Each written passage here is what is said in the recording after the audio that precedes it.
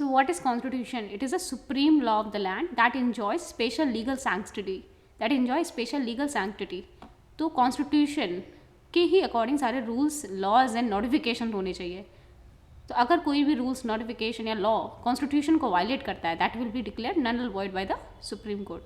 So every law, rules and notification has to conform to the constitution. Therefore, constitution is the supreme law of the land that enjoys special legal sanctity. So we have seen that constitution is the supreme law of the land and it enjoys special legal sanctity, and every rules has to conform to the constitution. Every law has to conform to the constitution.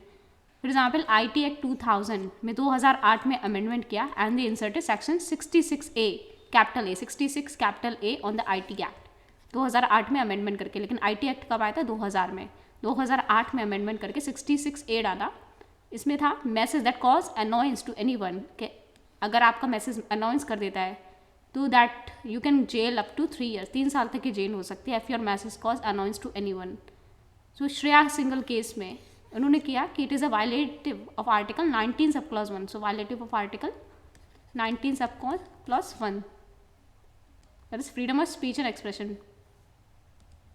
Maharashtra में 2 girl arrest हो गई थी क्योंकि बाल ठाकरे की death के बाद उन्होंने बोला कि ये बंद नहीं होना चाहिए even after the death of the leader. एक फ्रेंड ने वो पोस्ट लाइक कर दिया था. तो both of them get arrested under this IT act of 2000 section 66A and was not conforming to the constitution, violative of article 1 subclause A of the constitution.